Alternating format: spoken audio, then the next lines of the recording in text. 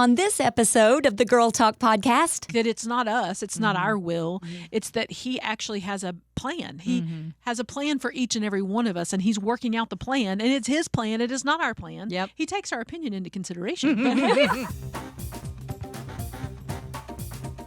Hello there, you're listening to the Girl Talk podcast. My name is Carol. I'm Kelly. hey, I'm Tricia. God's will. I don't know how many times I asked the question, how do I find God's will for my life when I was younger? And I don't know about you guys, but it usually came when I was trying to decide like big decisions. It wasn't like little decisions. It was always like, who should I marry? Where should I go to college? What job should I take? All those things. And if you are listening to this podcast and you're there right now, I'm going to just tell you straight up front, spoiler alert, right? Take a deep breath, because you don't have to know everything. The older that I've gotten, the more that I realize I was always afraid. My viewpoint was, if I choose the wrong thing.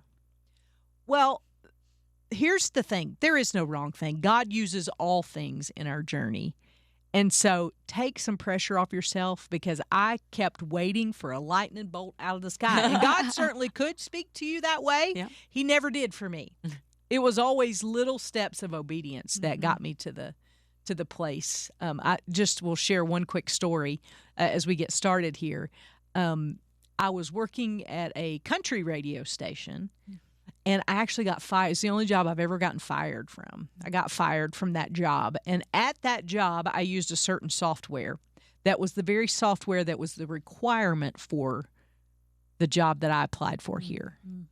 And so that was one time where I actually saw God put the pieces together, because I was so hurt because I got fired. Sure. I mean, it was a weird situation, and it was, I don't know. Anyway, God knew you needed to be here. God knew I needed to be here. That's God exactly knew that right. we needed you to be here. I don't know about that. Right. Truth. Whether you needed it or not is not my concern. My concern is that I needed you here. Thank you, God. And sometimes you want her back. But I think we put so much pressure on ourselves to make every decision that's the right decision. And the older that I get, I mean, looking back now, I can say that, like, take a deep breath.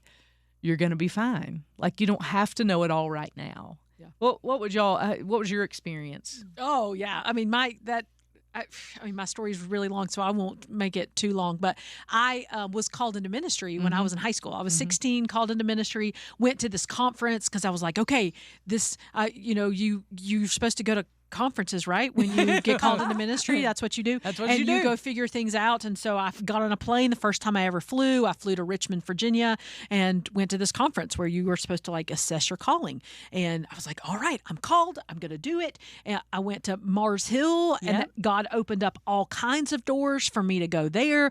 I was a religion major. I took an Old Testament class, and it was awful. Worst, most boring class on the face of the planet. And I was like, God, I don't think I can do this. What? Are you sure you've called me into ministry? This is terrible. And so I changed my major to communication, and I went from bored to excited. I was like, oh, this is so much. This is so cool. I like this. This is fun. Well, then I got what I thought super distracted. Not 20 years. I had a great career in fundraising because of my communication degree. And I was like, okay, God, I mean, I was like, I have been disobedient. This is not what you called me to. You called me to ministry, and I'm not doing ministry. What am I doing? And then in 2015, he said, okay, go to seminary. I'm going to call you back to ministry, go to seminary. And I was like, what am I going to do with that? I'm now a fundraiser. I can't switch careers. I've been doing this for 25 years. And he goes, no, just go do it.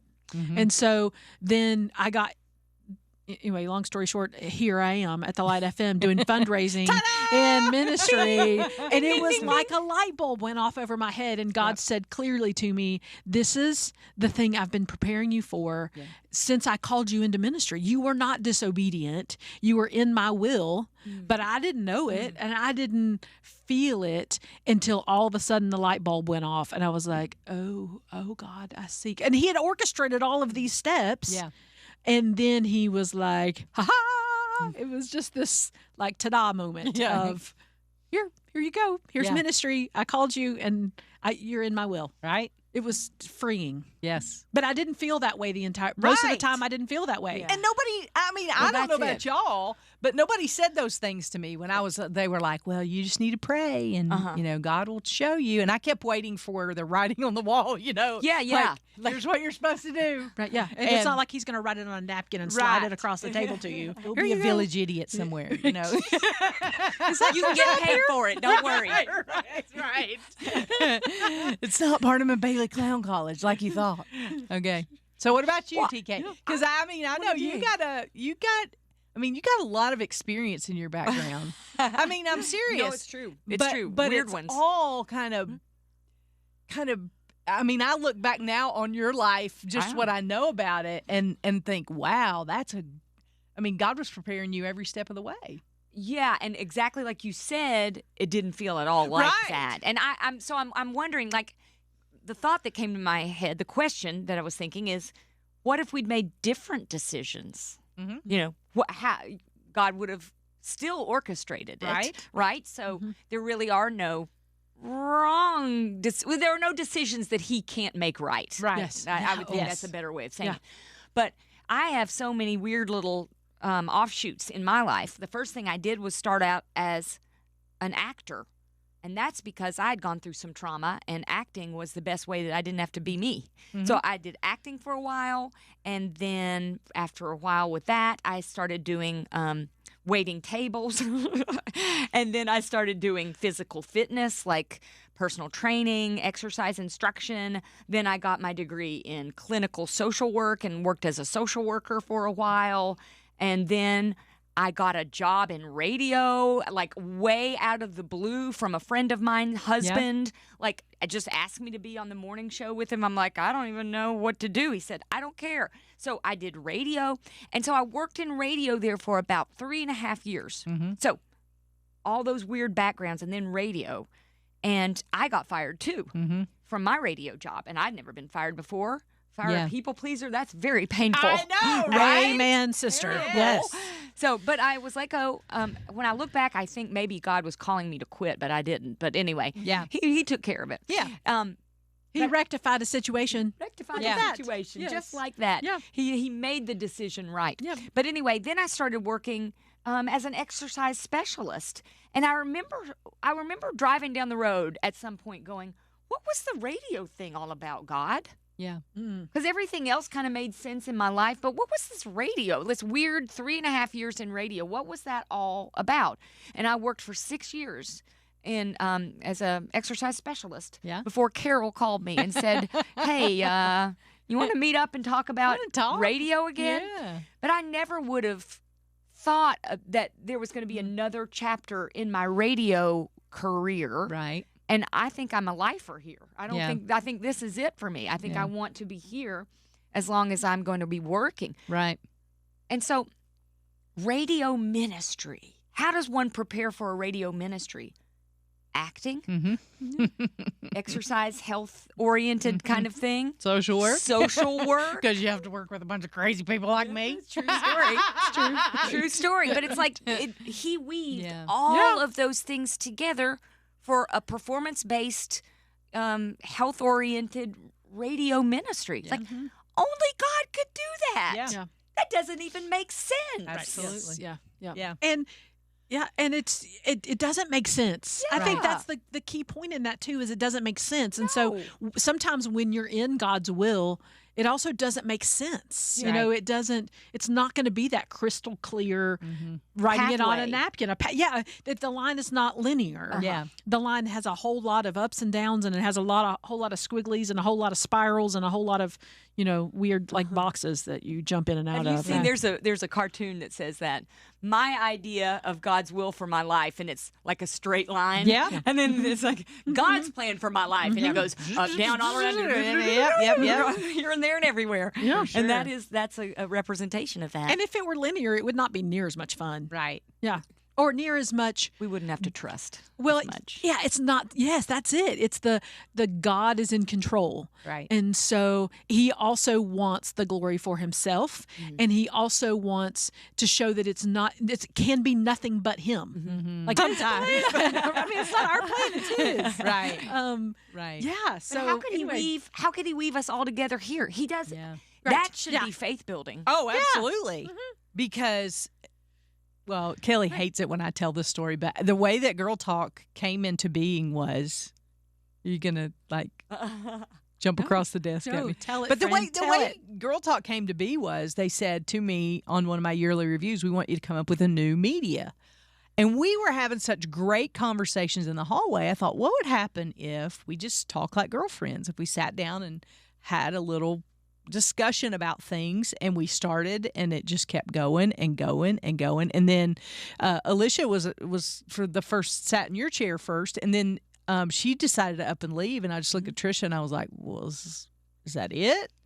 And so I prayed about it a little while, and God was like, well, no, Kelly's right over there. Why don't you ask her? And then I thought, she's going to laugh me out of the building.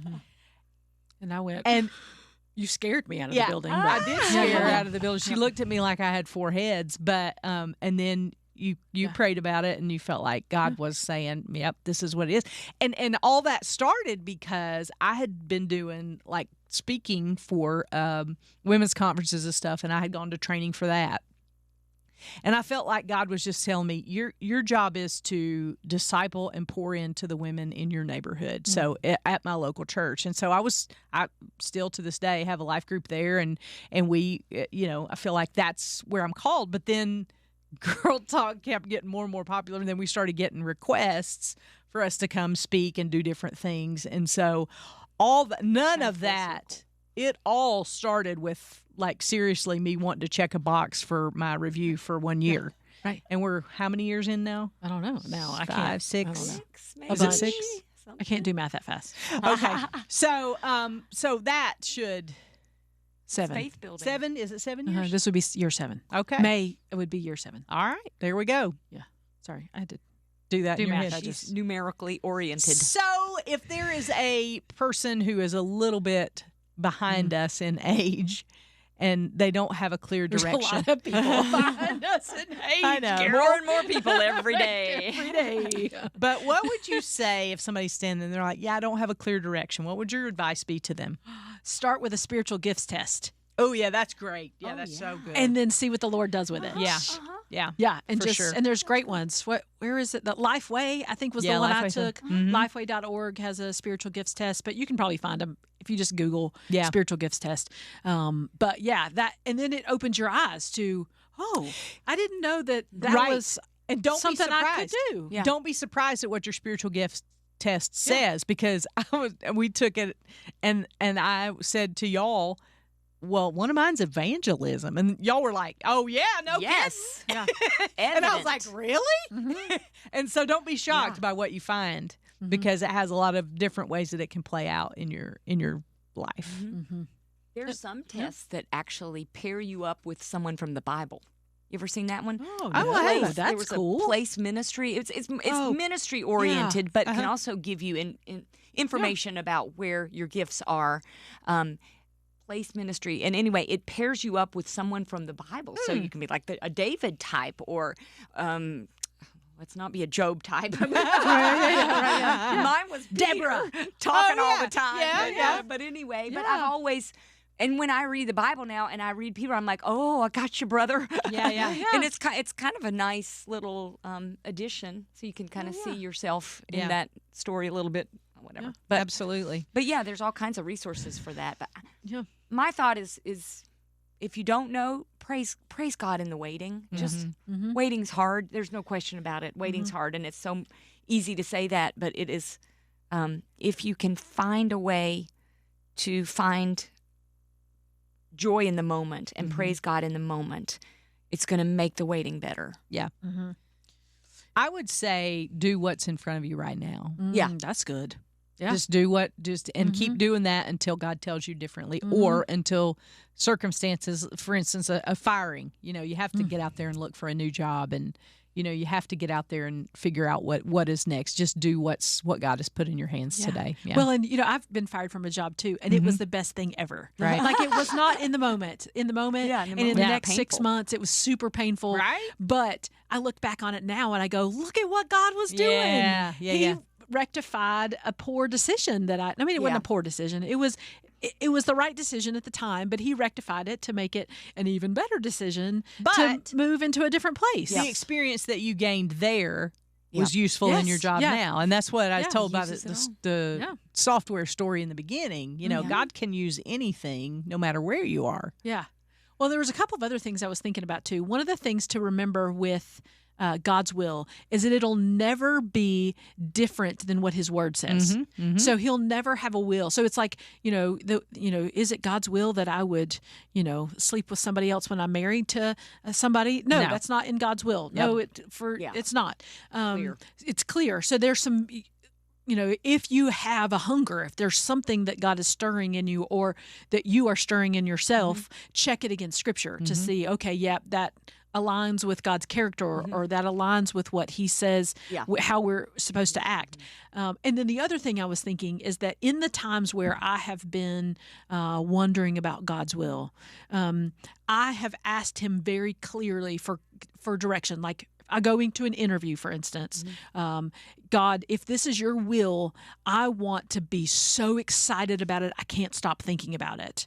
And if this is not your will, please make me dead inside. Yes. Like make it so clear that there's like, I don't even understand why I don't have any feelings about this, but I am dead on the inside. I will say this too, because I think it's true of both of you. When we initially met, it wasn't the time. There was a time period between when we initially met and when you actually came here to work. How long was it for you? A couple months? I'm trying to think. Did we meet before? Because I tried out for this job 3 times. The third time's the charm. That's right. But I feel you, girl. The first 2 times, I think I did meet you. There was a different person in your role the first 2 times. Yeah. But I think I did meet you then. But yes, when you called me, oh man, that was such an answered prayer, because I was like, why? Kind of like what you're saying. God, I just wanted so badly to be here, to work here. And I asked God, why? Why is this, if this is not your will for me, why is it not left my heart? Why do I still want it? Yeah. And the truth was that it was going to be His will for me, just not then. Right. Yeah. But the desire, the passion was there. Yeah, when you can't stop thinking about it. Right. Yeah, and that's the same thing when the first time I met you, Carol. Yeah. When I interviewed for that first job that I didn't get. Yeah. When I applied here, and you said in the interview, you're like, something is going to happen in the future, and I don't know what it is, but something is going to happen. Get your discernment. And then I didn't get the job, and I was like, well, I don't know what she was talking about. She's crazy. She's an idiot. she's the village idiot there at the White House. She told you she was. Yeah, exactly. But here we are, how many ever years later from that? I can't do math again really fast, but sitting around these microphones having these conversations because it was in God's will. Like you said, Tricia, it was in God's will, and I couldn't stop thinking about it. And same thing. Yeah. If it's something that you can't stop thinking about, that God won't let you let go of, right? Yeah. It might be that there's going to be something in the future. It might not be today, but it might be something in the future where He's working out His plan for you, because He has a plan for each and every one of His children. So you can't really mess it up. And maybe you are sitting in a place where you think you've missed God's call for your life. He will get you where He wants you to go. And so I would say, get into His Word, learn more of His character, and all those things will fall into place. Well, yeah, and one other thing, if God is sovereign, there's no such thing as a plan B. Right. If He's sovereign, He knows everything. He has all power. He is going to take care of all the details. There is no plan B. There is a plan A, and there's only a plan A. And we might try to mess it up. We might think we've messed it up, but really in reality, God is using all things. He's got a plan, and He's using all things for our good and His glory. I would sum it up like this: God's will is not a point. It's a process. That's so good. Say it again. God's will is not a point. It's a process. And so take some pressure off yourself. Take a deep breath. Do what's in front of you, and keep